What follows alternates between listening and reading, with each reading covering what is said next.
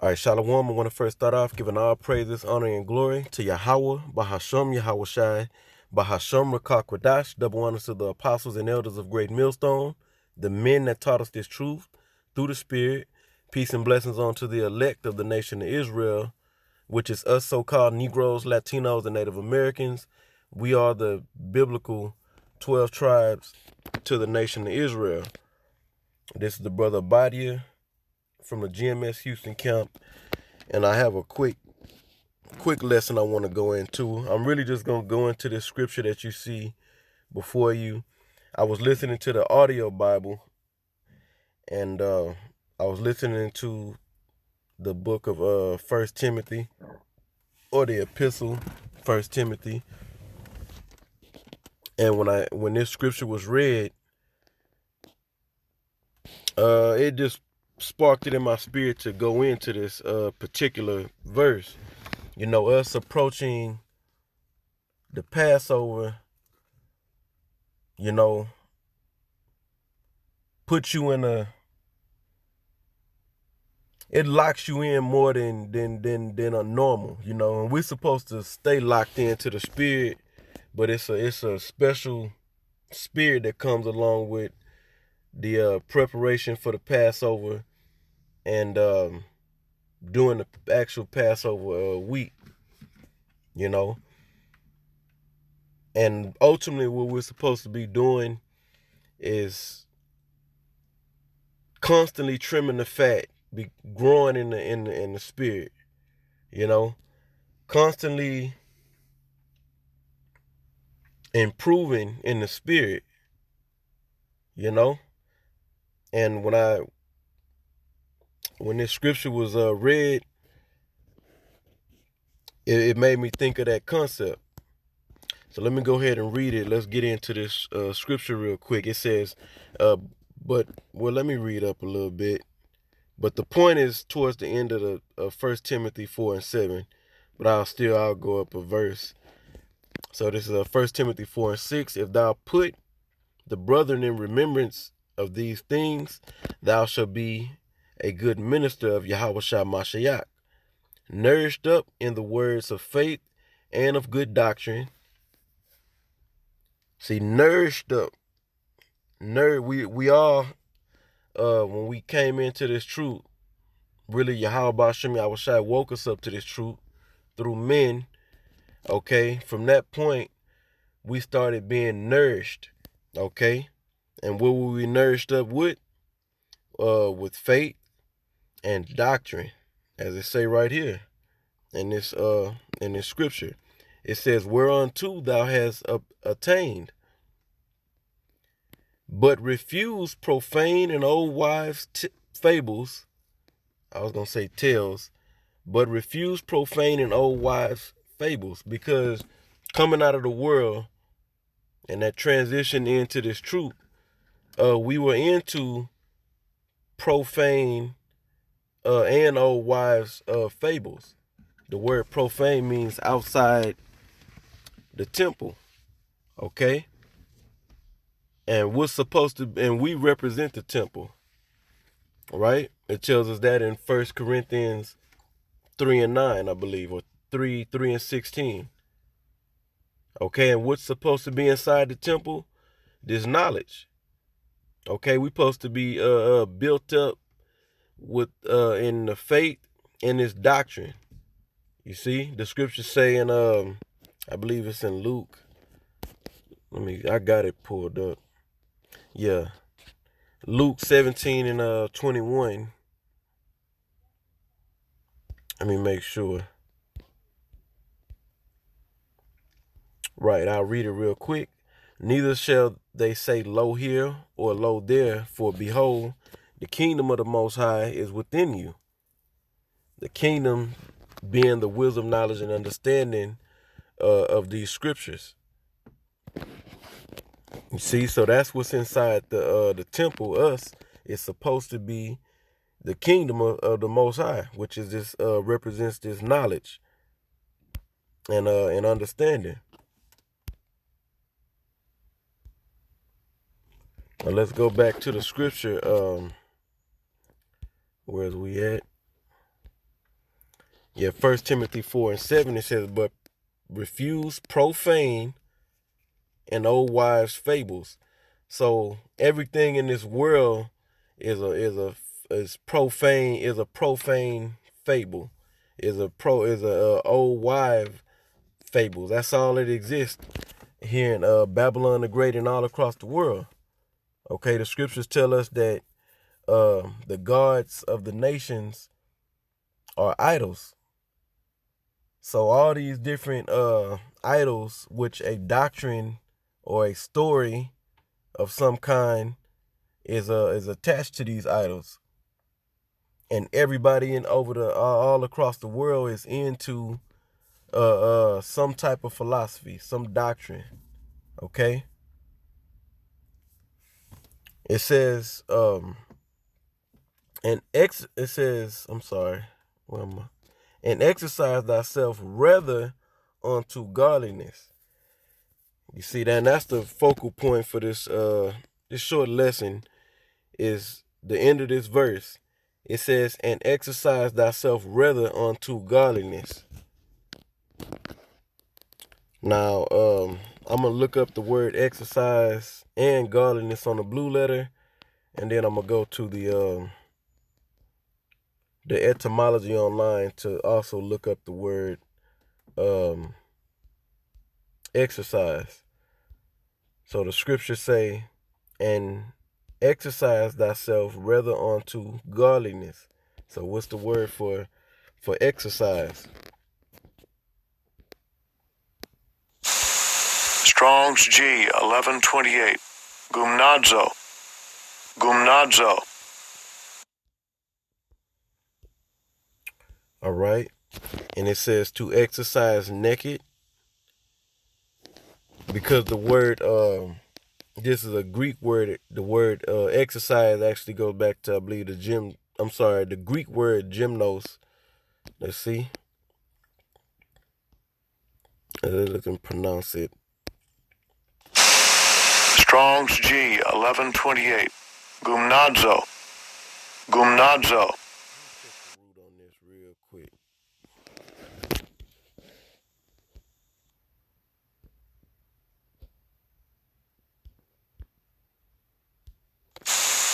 Strong's G 1131.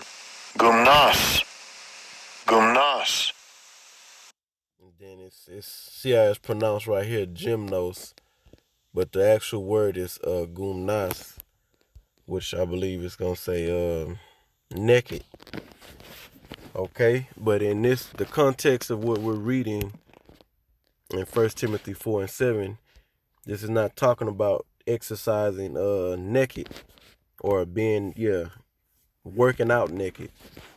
Okay, it's let's read the second definition. It says to exercise vigorously in any way, either the body or the mind. In this script, in this verse, it's talking about in the mind, because the way you we're gonna get the way you exercise vigorously in godliness, it all starts in our mind, and of course we have to play out those actions. But first, it starts with cleansing of the changing of the mind, our spirit being built up with this faith and the doctrine, which is based upon faith. Do something real quick. Let's look up this word vigorously.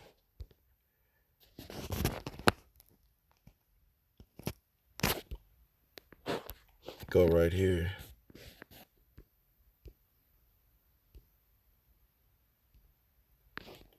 So we got to go to vigor. It says active strength or force. Now, what I like to do, I want to go to the etymology online and go a little bit more into the word exercise. Now, and I'm going to go back to the blue letter. It says condition of being in active operation, practice for the sake of training, because the scriptures tell us to be ye perfect. And Yahweh told this to the 12 disciples, which became apostles, I believe. He told them, be ye perfect, even as my Father is perfect. So we're striving for perfection. So we're not going to be perfect on this side, okay? But we're striving for perfection. So that means we're supposed to constantly be growing towards perfection. We're training for the kingdom. And I'll stop right there. You can go deeper into the actual the root of this word, which is a compound word, but I'm not gonna do it for this lesson. But we understand the context in which the scripture is being used, or the word in the scripture is being used, or the words. Okay, the word exercise. And that's what we're supposed to be doing in this truth, because if you do that, then you're gonna grow. And that means we just gotta stay in the scriptures and then apply the scriptures in our life.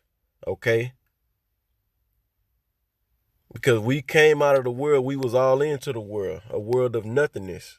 Okay? And the shit and everything that was going on in our mind, we acted it out. So now our minds being renewed in the spirit, okay? We're supposed to constantly be growing onto what? Onto godliness. Now let's look up the word godliness.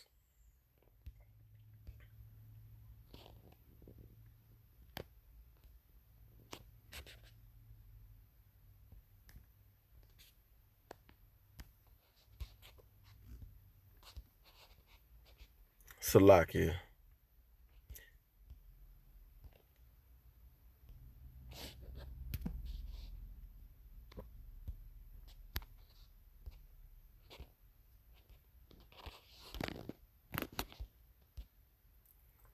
So I'm going to let the blue letter pronounce this word. Strong's G 2150. Eusebia. Eusebia. For godliness. In 1 Timothy 4:7. And it says reverence, respect, piety towards the Most High, godliness. And the godliness goes back to ultimately the law, statutes, and commandments of the scriptures, okay, which is faith-based, meaning we're supposed to keep the law, statutes, and commandments because to show that we believe in the Most High. You see, that we have faith that He is. So we're supposed to constantly be walking in His word, improving in our day-to-day life, okay, starting in the mind and then apply our exercise in our daily life, okay, because we exercise ourselves in the scriptures, stay reading, studying, okay, doing lessons, going out on the highways and byways teaching, right, being a brother, being a part of this brotherhood.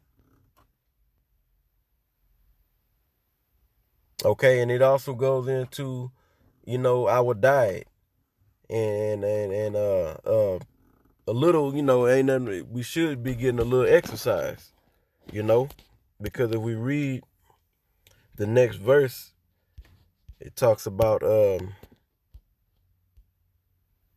let's read it. It says, "For bodily exercise profiteth little. But it does profit, But godliness is profitable unto all things, See? Because really just by standing in the word,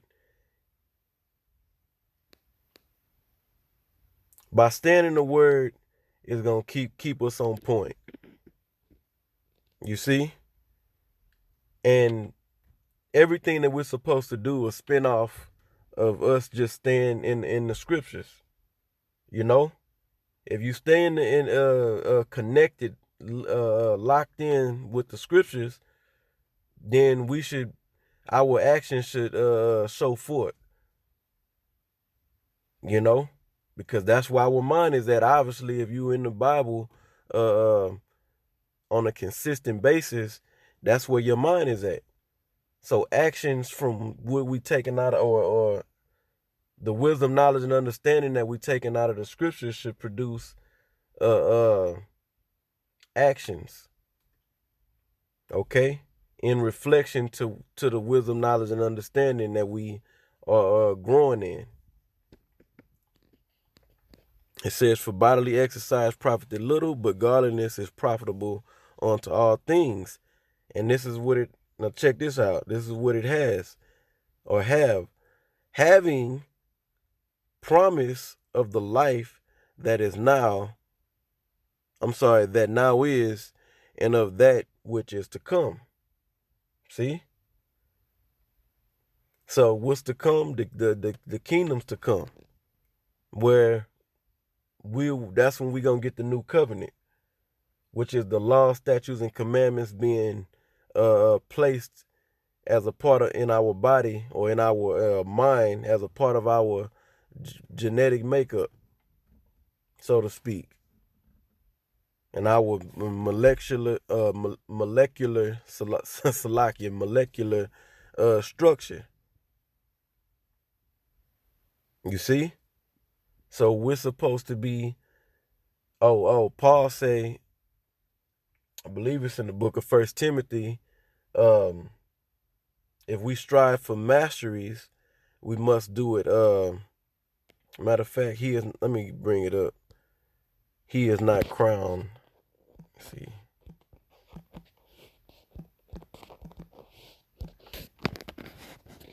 Let me see.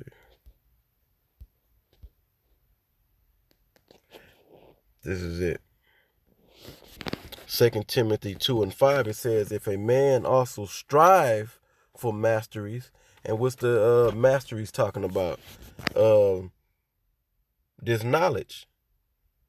Okay, we striving to master this knowledge. You know, that's our goal, is to learn these breakdowns. Okay, get the understanding of the scriptures. It says, "Yet he is not crowned, except he strive lawfully." See, that's the whole thing. We're supposed to be. The scriptures tell us in Judges 5:11 that we're supposed to rehearse the righteous acts. And when you in rehearsal, you actually going hard. You're trying to do it perfect, so that you'll have it right for the big day. You see? So this thing of us, keeping the law, statutes, and commandments is a very big deal, because ultimately that's what we gonna get, or to keep perfect in the kingdom. Okay, we got the law, but we're gonna keep the law perfect in the kingdom. So, things that can get in our way or cut us, stop us from growing in the spirit, we got to cut off, and it's a constant battle. Paul talks about, the battle against the flesh and the spirit. I believe that's in Romans, the 7th chapter. You see? So we constantly fighting this flesh, you see, and conquering the flesh, and we supposed to be growing in the spirit, right?